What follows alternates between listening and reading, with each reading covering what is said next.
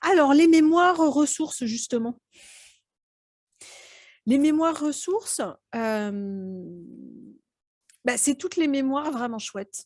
Enfin, il y en a plein, hein. Et puis, quand on voit une mémoire blessure, ça veut pas dire que dans la vie concernée, tout était tout pourri, hein. Bien sûr que non, c'est comme dans la vraie vie. Il y a des trucs chouettes et il y a des trucs moins chouettes. Mais en tout cas, effectivement, dans ce genre de travail, on peut aller tout à fait chercher des mémoires ressources. Parce que je vous avais décrit avec cette cliente où on s'était retrouvé sur cette planète de cristal, bah, finalement, c'est exactement ce qui s'est passé. Ça s'est fait spontanément. À l'époque, je faisais pas d'hypnose régressive, je savais pas trop ce que je faisais d'ailleurs, mais il n'y avait pas de mots là-dessus, mais on s'était retrouvés là. Bah, c'est aussi aller dans l'invisible, hein, et se dire, bah, moi, je sais pas où ça va m'embarquer, voilà, et de faire confiance à ce qui est là. Donc, dans les mémoires ressources, c'est quoi? C'est accéder j'allais dire, à des dimensions de soi qui sont plus hautes, plus élevées, qui peuvent être terrestres ou non terrestres, hein. C'est des endroits où ça a été vraiment chouette, quoi. Donc, par exemple, on va pouvoir, moi, je sais pas, arriver dans une vie terrestre où on a vécu un amour, où c'était tellement beau et tellement équilibré. Et pourquoi on va faire ça? C'est que du coup, ça va permettre dans ces cas-là, quand ça nous embarque là-dessus, ah et ben, en fait, de faire tomber aussi nos croyances de «on peut pas». Bah, si j'ai pu une fois, je peux à nouveau, hein. Donc moi, je trouve que c'est un endroit très, très chouette, les mémoires ressources. Quand on a commencé avec Isabelle, c'était assez peu présent. Moi, ça m'était arrivé comme ça 2-3 fois avec des clients où on arrivait sur des trucs, de façon assez impromptue, je dois dire, puisque vu que je travaille beaucoup en hypnose humaniste de façon très ouverte, du type, bah, en gros, on va voir où ça nous mène, on ouvre le paysage et on ne sait pas du tout ce qui va se passer. Bah, des fois, ça se produisait d'arriver dans des endroits comme ça, tout à fait inattendus. En l'occurrence, pas de vie terrestre. Ça m'est arrivé d'embarquer ailleurs, mais pas sur des vies terrestres. Là, ça peut être vraiment ça, d'aller chercher, parce que la personne le demande, le sent, parce que vous le sentez, hein, quelle que soit la raison. Ça peut partir même d'un blocage de la personne et que ça emmène non pas sur la difficulté, mais sur ce qui va résoudre, hein. C'est le genre de choses qui peut arriver. Et puis, bah, il y a toutes les vies dans d'autres espaces-temps et moi, je trouve que c'est cadeau, quoi. Ça, c'est vraiment, au fur et à mesure des années, j'ai vraiment le sentiment, ouais, ça, c'est mon regard, hein, hem, que sur nos métiers de thérapeute notamment, mais je pense que c'est valable pour tout le monde, en fait, hein.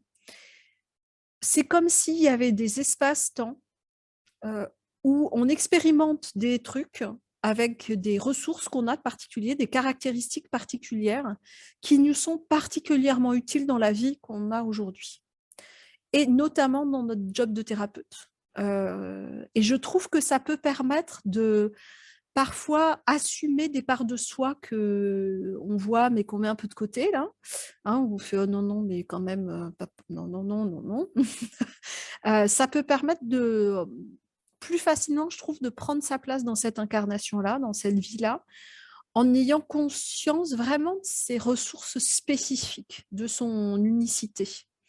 Hem, Par exemple, j'avais accompagné il y a quelque temps une personne, c'était avec Isa, en l'occurrence, c'était un truc qu'on a fait à 2.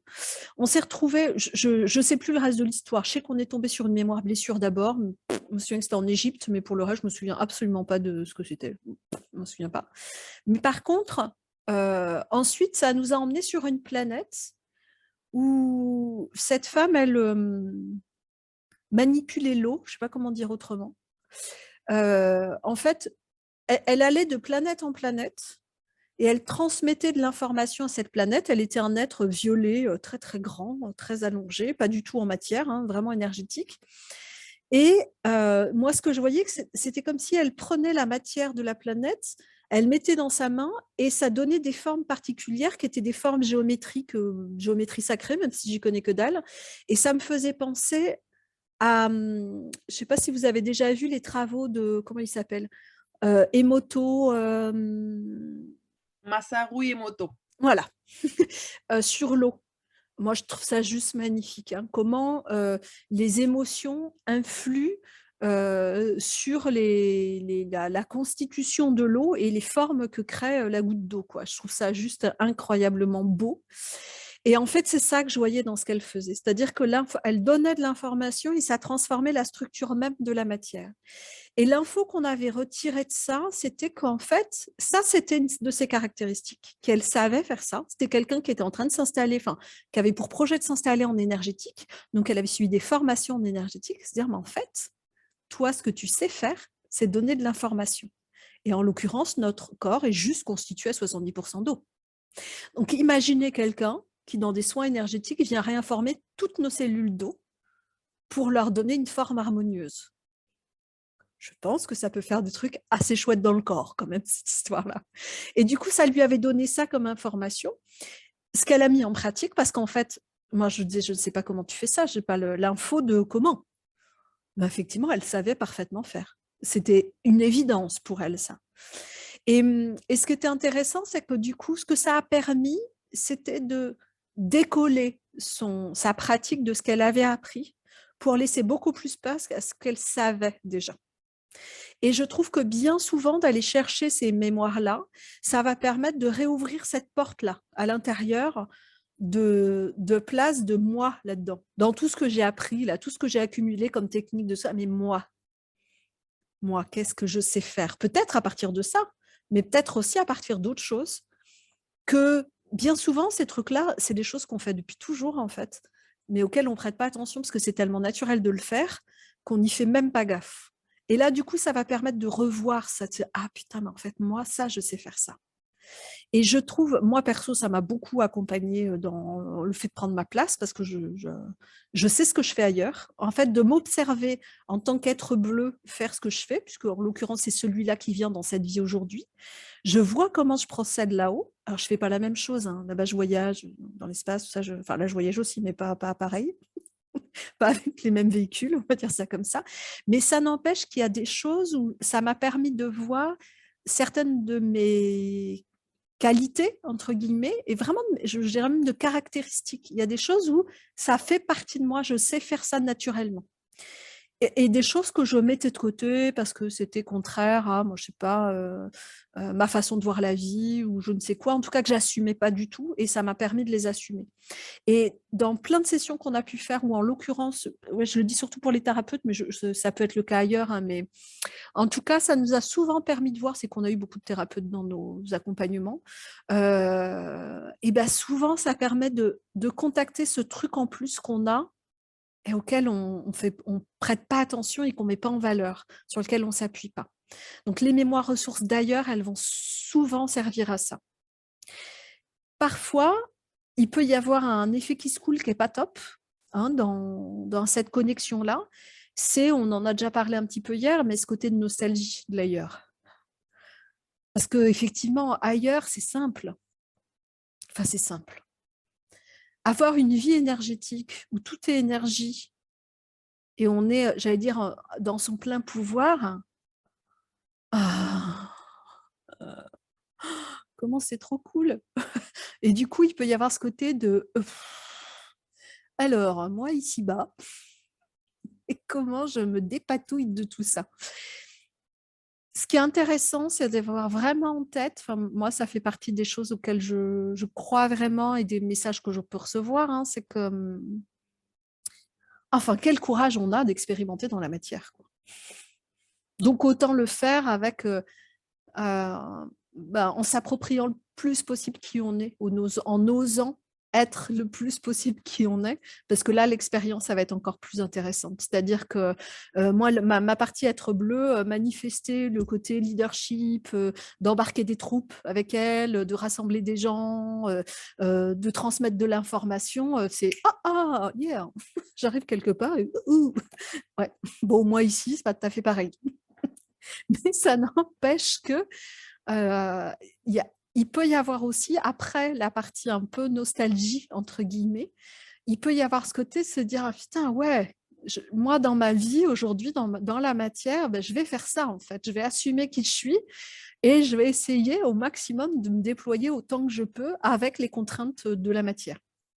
Et je trouve ça assez jouissif comme truc, moi. Je trouve ça assez chouette. Ça peut donner, je dirais, J'allais dire une direction, c'est pas tout à fait le cas. Moi, je me sens jamais enfermée dans une direction ou une mission, hein. Vraiment, c'est un truc que j'ai mis de côté depuis longtemps parce que j'ai décidé que les croyances que je garde, c'est celles qui me limitent pas. Et je trouve que la notion de mission de vie, elle peut être limitante. Elle n'est pas toujours pour tout le monde, mais pour moi, elle l'était. Hein, parce que du coup, il y avait un enjeu de réussite, de performance, etc. Et du coup, ça me convient pas. Donc après, chacun fait comme il le sent. Mais en tout cas, ça peut donner une forme de direction et de mieux se connaître aussi. Et ça, je trouve que c'est assez chouette. Donc les mémoires ressources, elles peuvent soit se présenter spontanément parce qu'on travaille sur un aspect et puis il y a une mémoire ressource qui arrive, ça embarque là.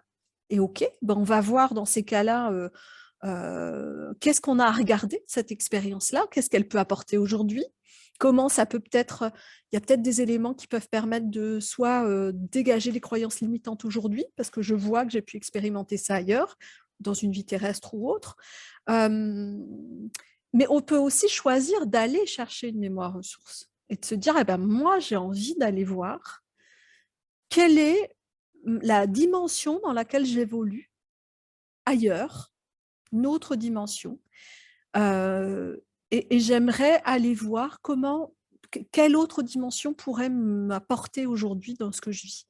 Qu'est-ce qui pourrait m'être utile comme prise de conscience, comme savoir, comme connaissance, comme mieux se connaître en gros. Hein, parce que c'est toujours pareil, c'est que mieux se connaître, ça peut passer, c'est toujours la question de l'effet miroir un peu, hein, mais se voir autrement dans un autre contexte, il y a peut-être des choses qui vont nous sauter aux yeux de nos caractéristiques, alors que nous, dans notre vie d'humain, en général, il y a tellement de trucs qu'on fait naturellement et où on se dit, mais un jour, quelqu'un nous dit, en fait, ah ouais, toi, tu fais ça. Tu fais, parce que pas toi. Tout le monde ne fait pas ça. Ah bon? Souvent, ça fait ça dans ce qu'on a de plus personnel, je dirais. Donc, ça va servir tout ça. Donc, ça peut permettre de se voir mieux qu'on ne se sent aujourd'hui. C'est-à-dire qu'il y a certaines personnes qui sont suffisamment, j'allais dire, avancées. Entendez-moi bien, dans ce terme-là, il n'y a pas de question d'hierarchie, hein. Chacun fait juste ce qu'il peut là où il est et c'est OK, hein. C'est pas... Quand je dis avancé, c'est en termes de conscience des implications et des intrications entre tout ça.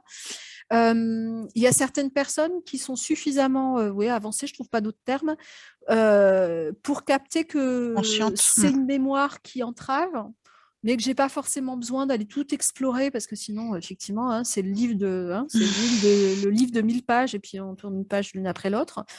Et de se dire, par contre, ce qui va déclencher le fait que je peux passer outre, c'est d'accéder à une ressource. Ça peut être une façon aussi d'aller balayer. J'ai conscience d'un blocage. Si on n'a pas conscience, on ne peut pas, ça c'est sûr, mais j'ai conscience de ce blocage-là. Je n'ai pas besoin d'aller voir. Par contre, je peux voir et expérimenter qu'à cet endroit-là, j'ai largement dépassé ça, ou en tout cas, ce blocage n'existe pas. Et du coup, je fais le pont entre maintenant et là-bas. Donc, ça peut être ça, effectivement. Ça peut permettre de se réapproprier des compétences, comme je le disais, des caractéristiques, mais même des savoirs, hein, comme je vous le disais avec les deux personnes qui ont été sur leur planète de cristal, qui depuis, je pense, c'est Sirius, à mon sens. Mais j'ai l'impression que c'est Sirius, je ne sais pas. Où il y avait vraiment une... voilà, les deux, il y avait cette espèce de livre là, et les lettres se détachaient comme si tu intégrais, les personnes intégraient de nouveaux savoirs. Ça peut permettre de se retrouver. Je le dis vraiment comme ça, retrouver, mais parce que des fois, c'est comme réintégrer une part de soi, là encore. Hein. Moi, je ne fais pas toujours la différence entre intérieur et extérieur, hein, mais moi, je travaille beaucoup sur les parts de soi, au sens de la part de moi qui fait ça dans telle situation, la part de moi qui se sent ceci. Mais là, c'est pareil, en fait. Hein. C'est une vie extérieure, mais c'est aussi une part de moi que je peux intégrer. Ça peut permettre de donner un peu de sens à la vie sur Terre aussi, parce que parfois, ça va... La vie qu'on va capter, ça va éventuellement donner une indication sur pourquoi je suis là aujourd'hui. Alors, moi, ça peut rejoindre la question de la mission de vie, même si je vous dis, moi, c'est pas trop mon truc, mais il y a des clients pour qui c'est important, cette question-là, et où c'est pas enfermant.